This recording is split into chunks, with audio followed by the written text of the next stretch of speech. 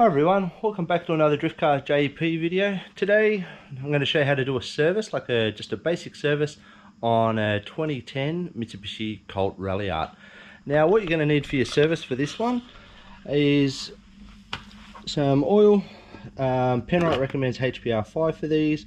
I'm going to do an oil flush because I've only just bought this car and I don't know what oil is in it. I'd like to just do a flush. It's always good to do a flush, especially if you're going to change different brands of oil. See, I don't know what oil that's in it, so it's good to change and do a flush through it when you're going to put a different oil through it. So obviously you need an oil filter removal tool, the ratchet, a 14mm spanner. I'm going to be doing the gearbox oil as well, and I'm not sure, I haven't done it on this car yet, but I'm not sure. I'll tell you what size you'll need of Allen key when you're actually doing that as well, for the sump plug. So the oil that's recommended for these is 75/90. I'm going to also put in a smooth shift in it as well. Just the car's done 200,000 Ks. Sometimes it's a little bit crunchy occasionally on second gear, but it depends on how you drive it. I'm going to throw an injector clean in it, and also I'm going to be doing a rear engine mount on it as well. So I've bought a hardrace one here, so I'll show you that once we go to fit that as well. And an oil funnel, obviously an oil drain, jack, and a pair of jack stands. So I've just bought this car. I've only had it for a couple of months, so I haven't done an oil change on it or anything like that yet. So this will be its first oil change. It's done 203,000 Ks. Just pop the bonnet up. It's in reasonably tidy condition. This is a non-Recaro model, so it's just got the standard Ralliart seats in it. It's quite tidy on the inside. The paint overall is pretty good on it. It's quite a nice little car. Good on fuel. So I've just bought it as a cheap run round just to go to work, and with the fuel prices the way they are today, it's saving us quite a bit of cash, because the Hilux I used to have would do about 11 to 12 litres per 100. This does about 6.5, 7 thereabouts, depending on how you like to drive it. So we'll get the car jacked up and we'll get underneath there.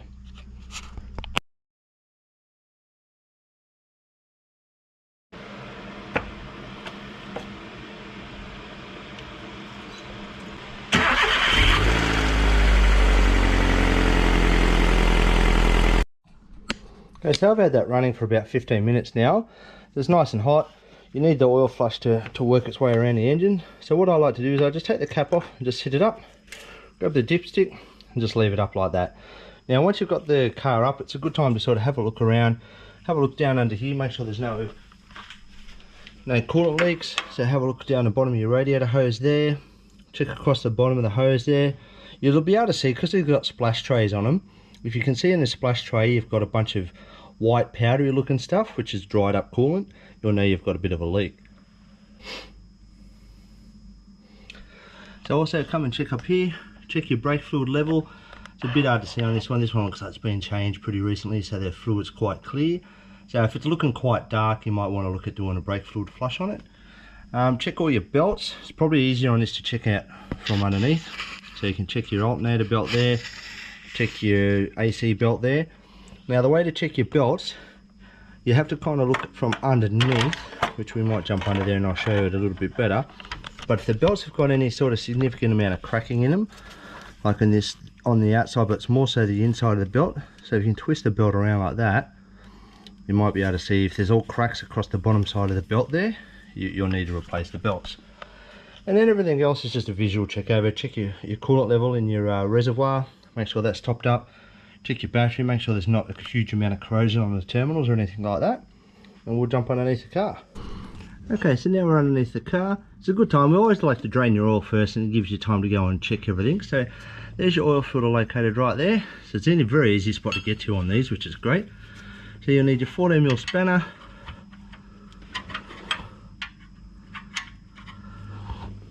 Alright, scrap that, it's a 70mm. Okay, so we just went and got a 70mm spanner. See, I don't get under these cars before. I like to just do them. This is the first time I've serviced this car.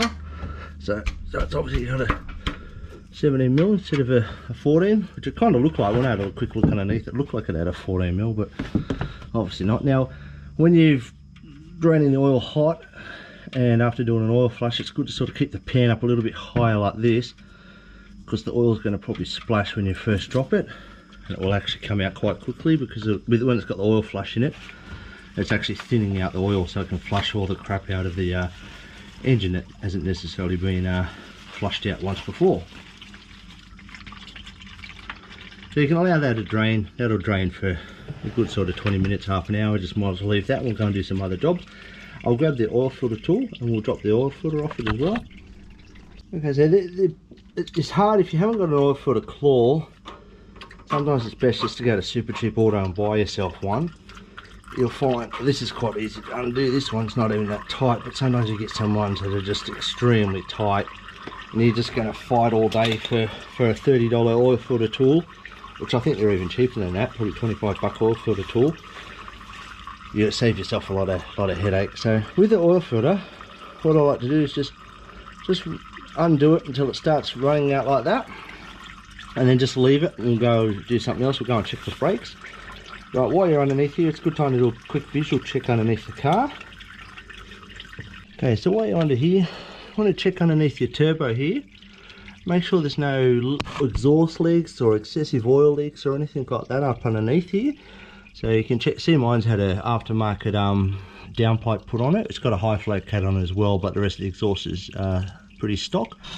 So just see here where your boost pipe comes out, just make sure there's not excessive amounts of oil all over that, and also on your plastic tray underneath, and that'll indicate any sort of issue.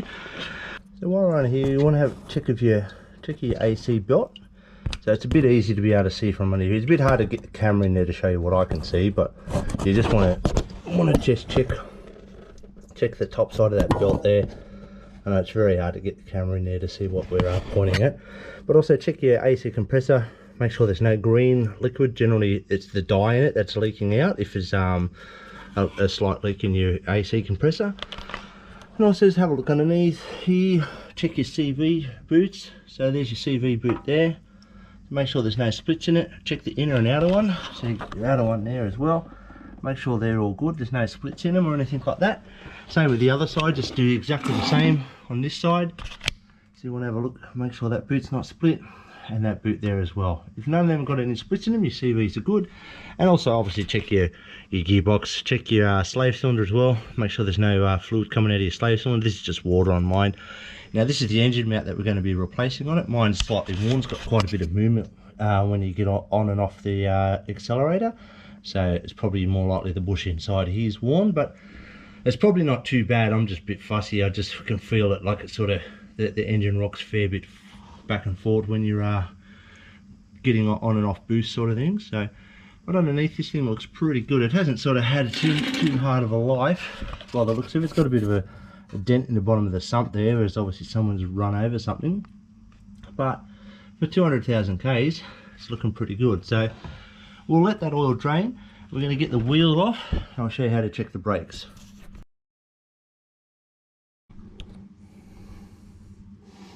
Alright, so now we've got the wheel off, we're going to check the brakes. These are looking a bit rusty, only because I haven't driven a car, and with all the rain we've had recently, it's just put a little bit of surface rust on the disc. So once you've got your wheel off, you want to check inside here with the brake pads. So see the distance there between the pad and the surface of the disc?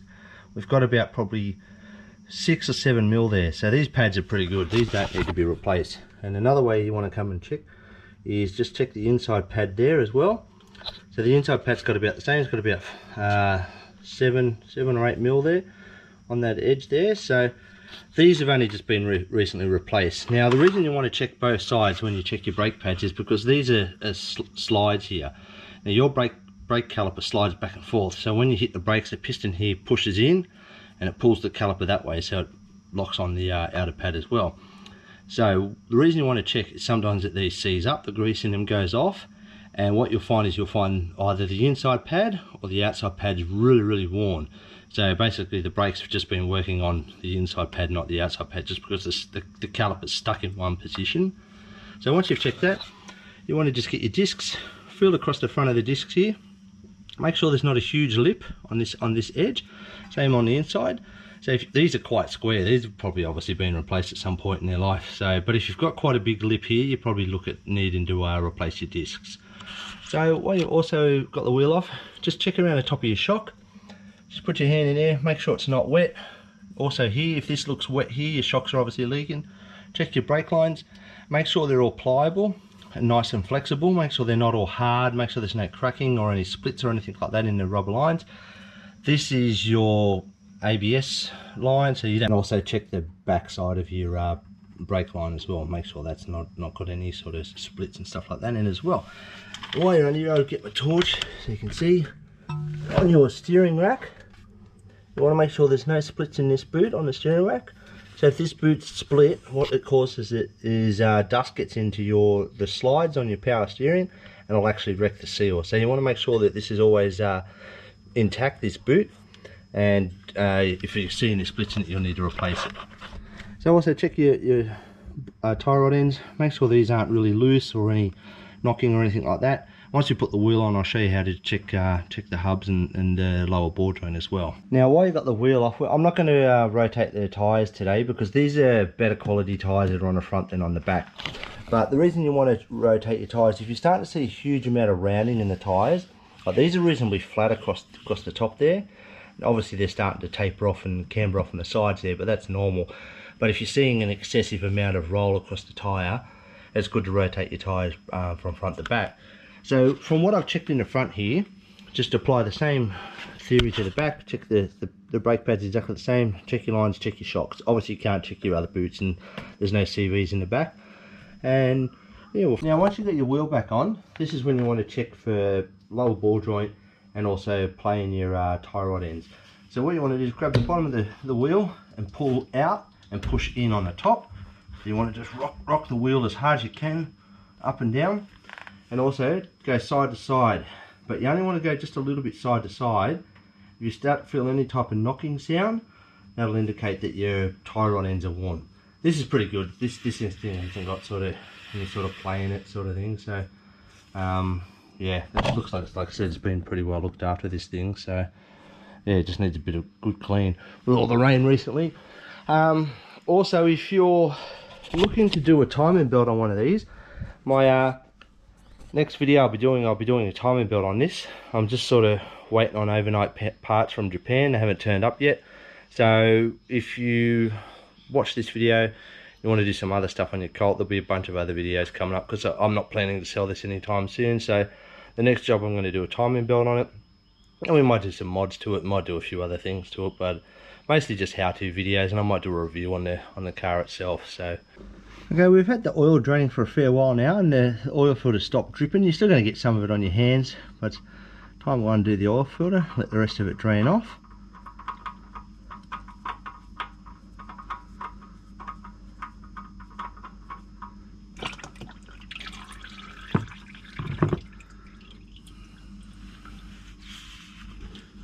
Now when you look at oil after you're doing an oil change, don't ever really take in consideration too much to what the colour of the oil is. All oil, unless you're changing it too often, will be black and look dirty. It's not an indication of how good or bad the motor is. Generally, if your oil's coming out really clean, the oil's not doing its job.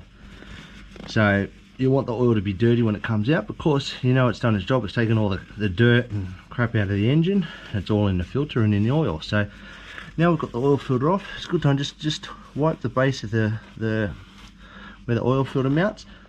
Now when you take your oil filter off, a quick tip is to always make sure that rubber seals come off with the old filter. Sometimes these stay on and they get stuck up onto the block itself, and what you'll do, if you try and fit the oil filter with two seals on it, you'll get a huge oil leak. So we'll get our oil filter here. I happen to get Blitz ones only just because I've got an account with Japan and they were quite cheap. These are only like, I think $18 a filter, which was good. So they're the same size. They're probably virtually the same oil filter anyway, but one's just got Blitz written on it and one doesn't. So they're supposed to filter better, but who knows. So we'll chuck that on. Now these only need to go on hand tight, so you get them on until they go firm, and then basically you can just go as tight as you can with your hand until it stops, and that's it. Once it's as tight as that, you don't need to go any harder on the thing. So you get your oil sun plug. Now I haven't got a washer for this, I forgot to get one when I was at the shops. So you can reuse your washer if it's not too squashed, like this one's pretty good, it hasn't been flattened, but if your wash is really squashed, you probably should replace it. Now oil filter, oil sump plugs, they don't need to be overly tight. You basically, it's only holding oil in, it's not holding the wheel on or anything like that, so you don't need to go crazy tight on it.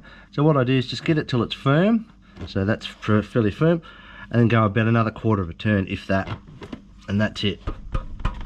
That's enough. You don't need to go hanging off an oil sump plug, because all you'll end up doing is stripping the threads out of the sump plug, and the more you crush that washer, the less effective it is. So once a washer gets crushed and splayed out, it'll actually start to leak. So what we'll do is we'll jump up, we'll throw some oil in it, we'll check how much oil's come out of it too. So it's always a good indication with your oil changes to have a look how much oil's still in it after you've changed the oil. So what have we got on this? Looks to be about 4.5. Hang on, what are we on? Yeah, just on 4 litres has come out, and I think these take 4.2 litres. I'll go and double check that. Okay, so I just looked it up. These take 3.7, so if you put 4 litres in it, you're probably fine. So make sure your oil front is nice and clean. Sit in there, we'll grab our Penrite HPR 5, and we'll chuck 4 litres in.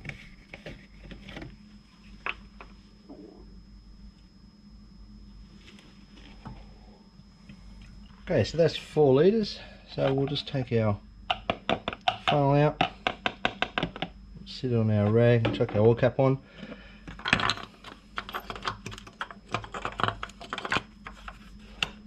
Now what I'll do is I'll start the car up, we'll check that, but I'm going to skip ahead. I'm going to do this engine, lower engine mount while I've got the car jacked up, and then I'll cut back in the video and edit it back in, you know, all that sort of stuff, make it look good like we're doing it all at the same time.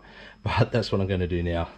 Now with your old oil, make sure you chuck it in a container and recycle it. We're trying to keep these cars on the road, especially with oil and fuel prices the way they are. At least they can recycle the oil. So most tips generally take your oil. You can take like 20 litres there, so I always pour it in, take it in an old bottle and stick it by the side of the house until I get a bunch of them and take them off to the tip. And we'll start the car. You can see on mine, it's got 203,000 Ks. So we'll start it up and wait till the oil light goes out, which it went out straight away pretty much. I'll give it about 20 seconds before you turn it off. I've already fitted my RHD Japan service sticker, which is nice, that come with the oil filters. So let it run for a little bit, turn it off, turn my lights back off. That's just so you can see how many Ks it's done. And then we'll just check our dipstick.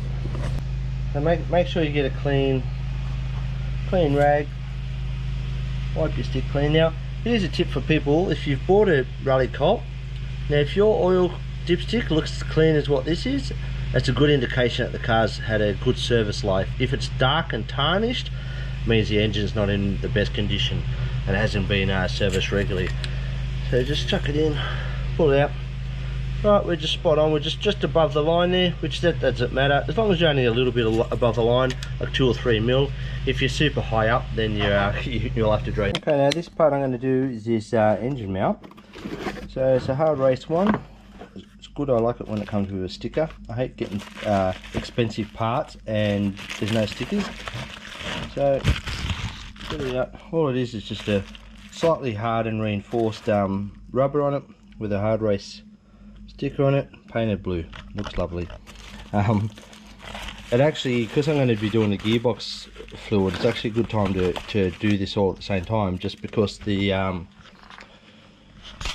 where the actual plug is for the gearbox, that's right where this sits, and I'll show you what I mean. So you've got the mount right here, there's your drains for the gearbox there. So these are a T50. I just had to go and check what they were. So these are 19s, 3 19s. Take this one off first, take that one off last, and it should come out pretty easy. So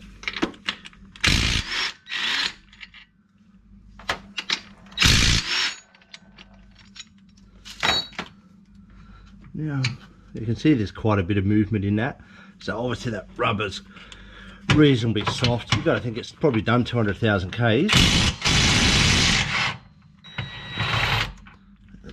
Out. Now this should just slide out forward like that, and there we go. So it doesn't look too bad.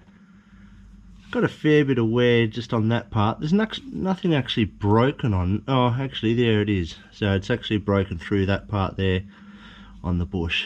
So these other pieces look alright, but if we compare the two, so I'll put them side by side, there's obviously a bit more rubber in this one. It's obviously a lot stiffer through there. I thought that part there might actually be solid, but looks like it's just got the extra reinforcement at the back there. So obviously that's the way it's pushing. Like when you're taking off, it's pushing and pulling that way. So what we'll do, we'll drain the gearbox oil.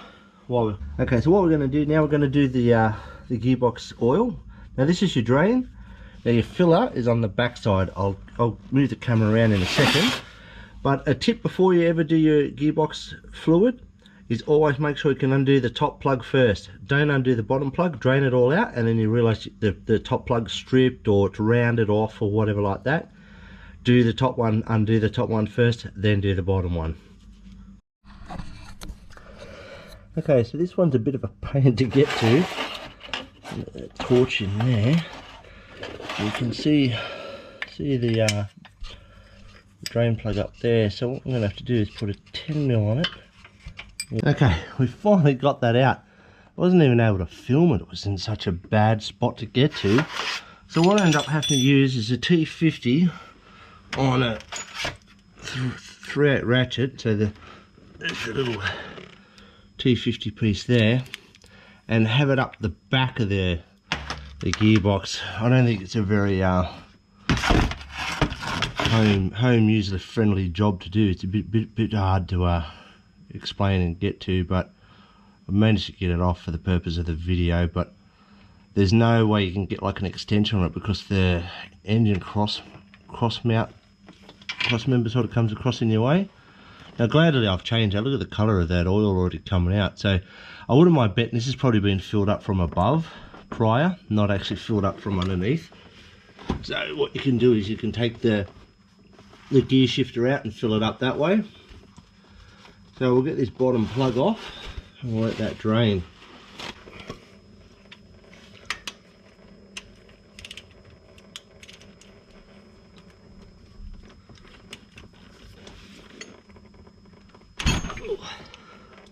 Very tight. So we'll drop the bottom plug out. A fair bit's come out. Obviously someone's either overfilled it from the top. This is way too much oil in it. The oil's quite dirty, so it's probably good time for a gearbox oil change on this thing. I can now probably understand that the location of the upper plug, people probably aren't as good at changing oil on this thing as regular as what you should be, because yeah, it's a bit of a nightmare to get to. But anyway, that's cars. Okay, once it's pretty much all stopped running out, we can chuck our plug back in. Now these don't need to be crazy tight, same as your sump plug, although being a cast alloy, these tend to bind up a little bit anyway, so you'll do them up not that tight, and the next time you go to undo them they're as tight can be, sort of thing. So don't be too concerned about that. What I'll do is I'll just let this drip a little bit more, see if I can get a little bit more out of it. Okay, it's basically stopped now, so we'll chuck our bottom plug in.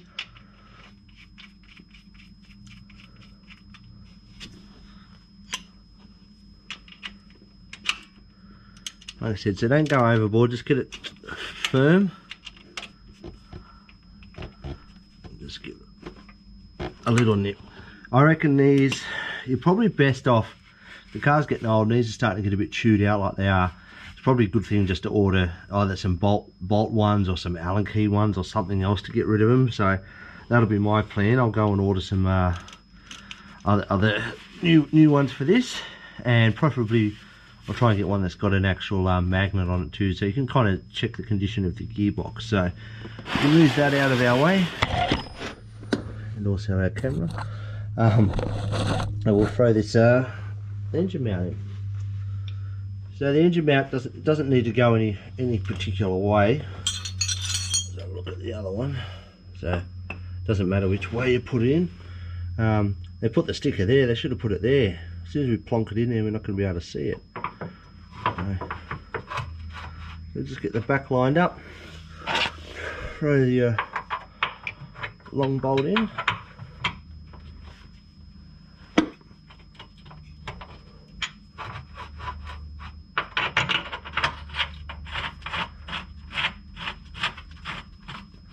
So just do the back one up loose, don't do it up too tight just yet. Find wherever our other shorter bolts disappeared to.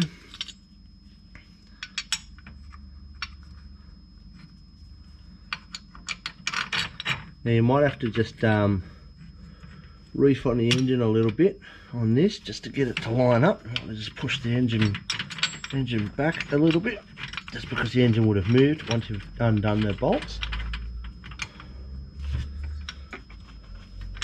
Get a front bolt in. Then we'll do them up.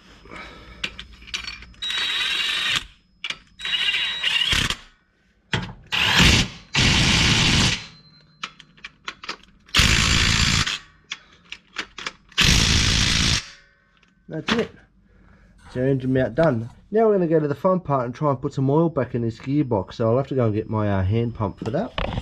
And now the first thing I've got to put in the gearbox is this shift ease stuff. Now it's a lot easier if you've got an electric pump, but I haven't got one. So what I've done is got this syringe. I'm going to pour this stuff into that and then pump it up into the gearbox. I think it's the only way I'm going to be able to get the stuff in there. So yeah, so just bear with me and we'll get this in. So we can just tip that straight into there. Now I've used a lot of this stuff. I've also used nylon as well as the Penrite stuff. It seems to do a little bit, not a heap. So like if your gearbox is stuffed, it's stuffed. You're not going to be able to put this stuff in it and fix it. So this stuff's just good. It helps with fast shifts and stuff like that. So what we'll do, so we'll be able to force it in there. It's probably the easiest way to get it in.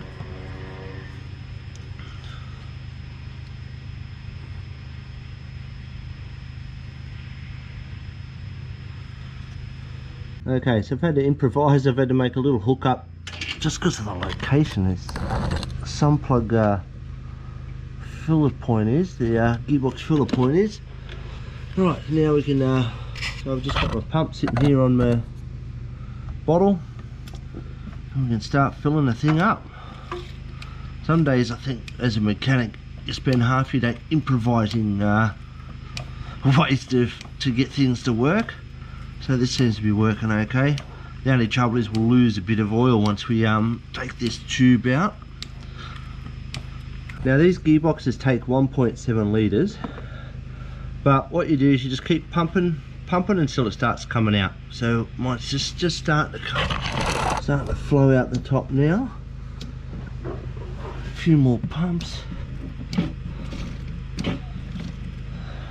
that's it. Yep, so it's coming back out. You take this out, chuck your filler plug back in, drop that off in your oil. I'll try and get this in without dropping it. The worst location, this thing. I have to move the camera out of the way. So I apologise for no good quality award-winning shots for this job.